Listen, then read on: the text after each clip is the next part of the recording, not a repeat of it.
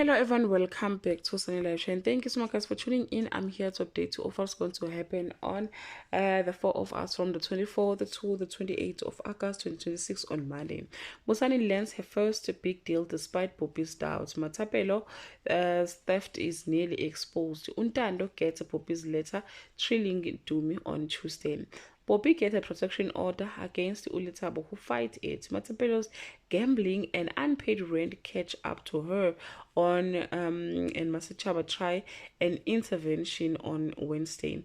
Letabo mourns her lost life with Upopi.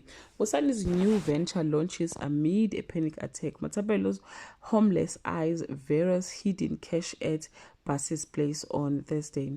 Ubusani is spirally into depression, clashing with Masachaba. Upopi limits Letabo spending. Matapelo's broken and exposed and as an addict. Still Ndumi's lobola money on Friday. Lobola negotiations succeed despite the missing 50k later traced to Matapelo. Vera goes after her with a shambok, and Busani and Masachaba's rift deepens.